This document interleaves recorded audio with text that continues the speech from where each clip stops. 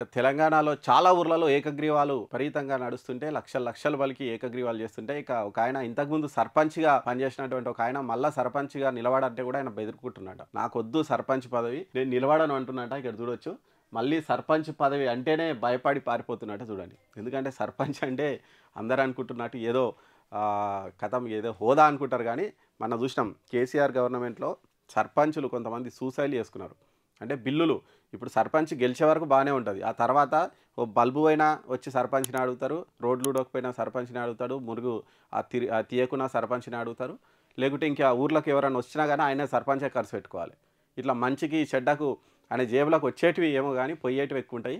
అందుకే చాలామంది ఒకసారి సర్పంచ్ చేసినాక వద్దు, ఆ తలనొప్పులు నాకు వద్దు, ఈ పంచాయతీలు నాకు వద్దు అని వెనుక్కోయేటువంటి పరిస్థితి కూడా కనిపిస్తుంది. ఇక్కడ చూడొచ్చు మనము.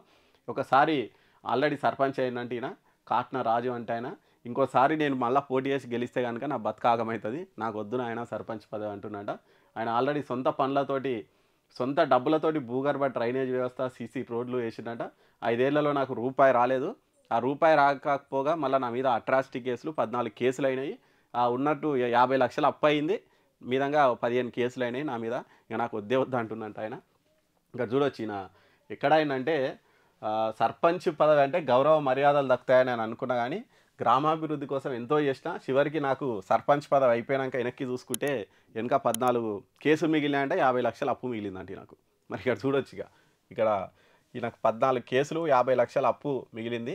రంగారెడ్డి జిల్లా, మరి రంగారెడ్డి అంటే మంచి రిచ్ జిల్లానే. ఇక కొత్తూరు అంటే ఇంకా మంచి, కొత్తూరు మండల పరిధిలో ఉన్న మక్తగూడకు చెందినటువంటి తాజా మాజీ సర్పంచ్ ఆయన కాట్న రాజు ఇంకొకసారి నేను సర్పంచ్కి పోటీ చేయను, ఇవన్నీ సర్పంచ్కు పోటీ చేసి గెలిస్తే ఉన్నది ఆగం తప్ప ఏమి లేదు, ఇవన్నీ అలంకారప్రాయంగా మారినాయి, ఇంకోసారి నాకు సర్పంచ్ పదవి వద్దు, మళ్ళీ నేను పోటీ చేస్తే బతకాగమవుతుంది తప్ప నేను మళ్ళీ పోటీ చేయనని కూడా చెప్పినట్ట. ఆయన 2019లో ఆయన ఇది కొత్తగా ఏర్పడ్డటువంటి గ్రామ పంచాయతీ అట.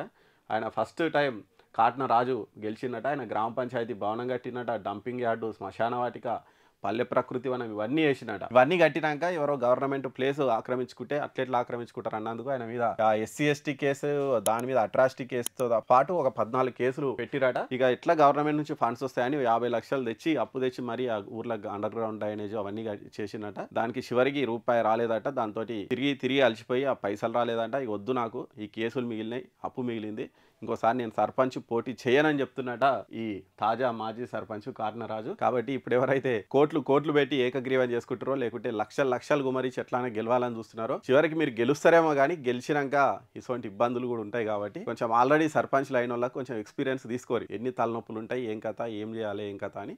అవన్నీ తీసుకున్నాకనే సర్పంచ్ పదవికి పోటీ చేయరి, గెలువురి. లేకుంటే కిరీటం వస్తుంది కానీ అది కిరీటం కాదు, ముళ్ళ కిరీటం అవుతుంది సర్పంచ్ పదవి. కాబట్టి జాగ్రత్త.